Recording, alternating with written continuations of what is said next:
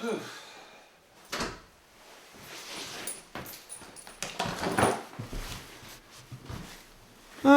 guys, so another quite cold day outside. It's freezing. But as I mentioned, I want to talk a little bit about megapixels today. So get a little bit away from, I want to make it too heavy, the whole spiritual theme to more the photography theme. So how important are megapixels? Since you might be looking for a camera or you're just thinking about are the megapixels on your iPhone or smartphone, whatever brand it might be, are enough. So I want to say a little bit about that after having been in photography for like 2 decades or so. Well, it's even a little bit more. So here we go. Let's get started.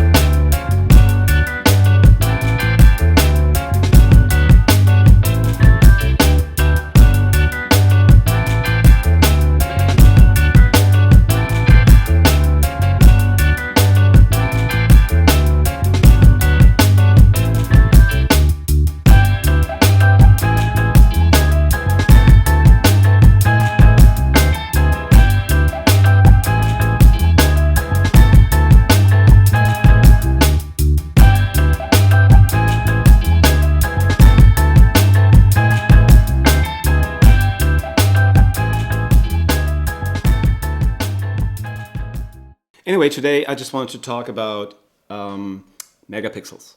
So there's a lot of talk about megapixels because people always think, you know, the bigger the megapixels, the better the image. And this is not 100% true, I have to say. What's going on with that hair? Anyway, can't get a haircut, so. So that's not really the main thing when it comes to photography. I mean, one of the things you always hear is like you can give a photographer anything, you know, even a brick like this old East German Exacta, whatever that was, you know, he or she can do something with it. So it's not really about the type of equipment you're using. It's more about who you are as a person. And that's why I think the vlog ties in with photography, because developing spiritually, focusing more on the inside, also changes how you see the outside. So I think to become a great photographer, the best thing you can do is like to get in touch with yourself, because that will really change how you take pictures. Because you can see the difference. Somebody shoots an image right next to you and it looks completely different than what you shoot, because that person has a different story, has a different past, and maybe is more or less connected with him or herself, and that translates to me to great pictures. I mean, these people that were great photographers, in my experience, also were very often great personalities, because they just used their personality to take pictures and brought their personality into the frame. So talking about digital photography, so my first digital camera I think I ever had in my hands was on the, I think to be really honest, was on the 10th of September 2001. Because I was supposed to fly on the 11th of September 2001 from New York to, was it Rome? To Italy somewhere. Because, and it's so funny, I was really well paid for that job, but when I was booking the job, I was really unhappy because I thought I didn't make enough money. But I was working for Prada, basically. They had just finished a new store in New York, and they had this fantastic idea, and I was also supposed to shoot video, to turn television screens, not horizontal, but vertical. genius idea, you know. Everybody does it now because we have cell phones, but back then that was like some art director probably made a lot of money coming up with the idea, well, let's just turn it the other way. Kind of funny. Anyway, I was supposed to fly out that afternoon, I think, that afternoon. Anyway, as we know, the plane never flew because no planes were flying that day. And so I stayed in New York. So that was the first camera, digital camera that I had in my hands. And that's only 20 years ago. So it is just amazing how things have shifted from back then to where we are now.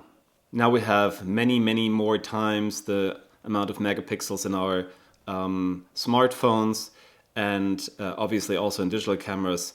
It's up to 100 megapixels now, but the big question is, do we need all these megapixels?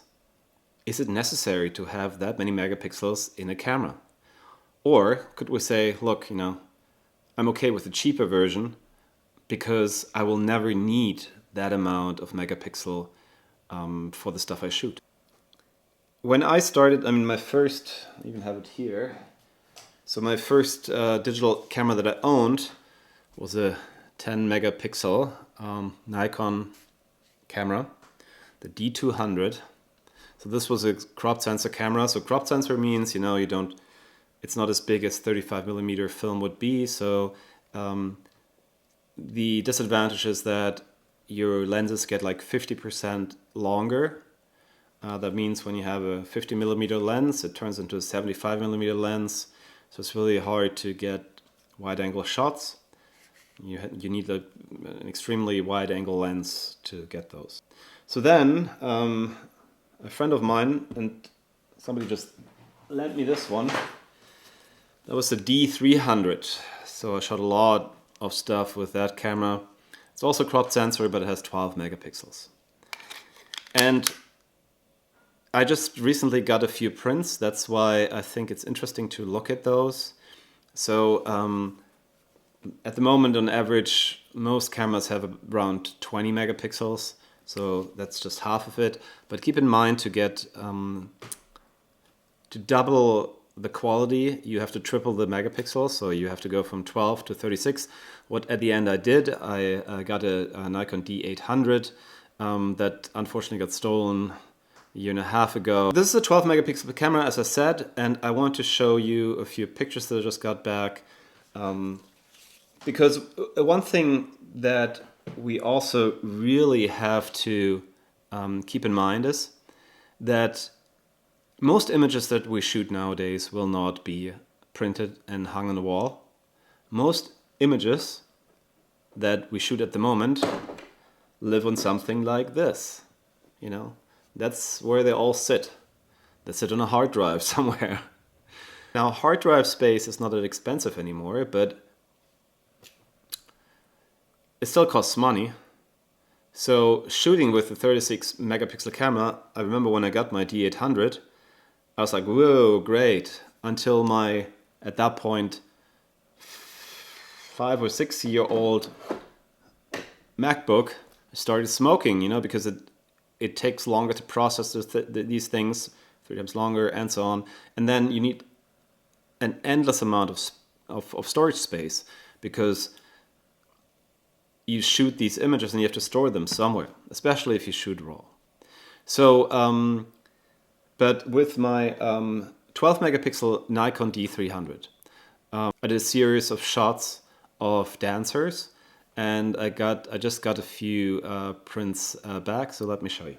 Yeah, another thing that is really important, if you ever handle prints, I just bought these today, get some gloves, because especially if you have a glossy surface, oh, they fit really well actually. I feel like Michael Jackson a little bit.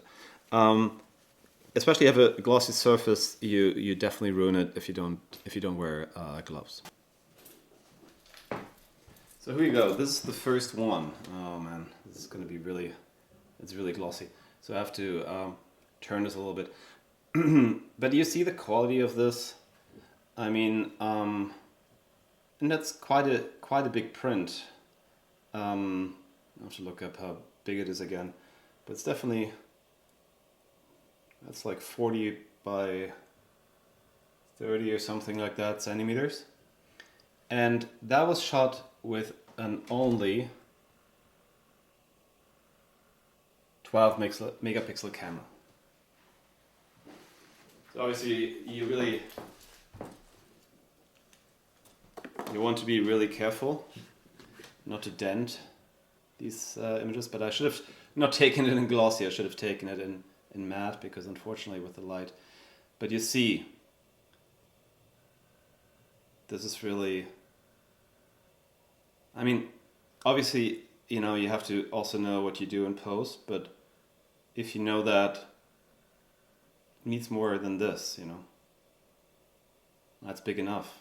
12 megapixels, crop sensor, and you probably get a camera like this now for like $200-300 dollars or euros. Very good. To me, even when I had a 36 megapixel camera, I was like thinking 24 are fine. So, and that's only if you're like a professional. I don't think you even as a professional need much more, because it's easy also in Photoshop to interpolate. That means make it a little bit bigger, even though that's degrading the image obviously, but it is possible. It's not a big deal.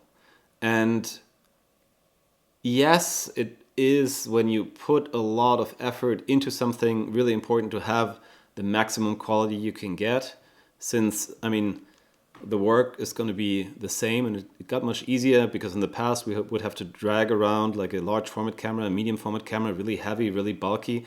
But then at the same time, I don't think you need more than 24, as I said. 24 megapixels also in combination with having a video option. The higher the megapixels, usually it degrades than the video part of the camera. So I really believe that 24 megapixels is the sweet spot. That gives you enough to work with, and that gives you enough to be ready for almost anything. But one thing that you also have to keep in mind is it really depends how big your sensor is. So obviously in iPhone it's really small. In something like this, like a GoPro, it's really small as well. And what the main issue is with small sensors is that they're less good in low lights, because the light sensitive parts of the sensor are cramped more together on smaller sensors. That's definitely a disadvantage of smaller sensors. Those are my thoughts to digital cameras. So anything over like 10 megapixels, what you always have, and I would max it out at 24. Now, obviously, if you are a commercial photographer who makes $500,000 on a job, you know, then get a medium format system if money doesn't make any difference. But if you are a normal person, then I think 24 megapixels are totally fine. So keep this in mind if you're looking for a camera. If you like what you heard here, please like and subscribe. And I see you guys tomorrow. Thank you so much.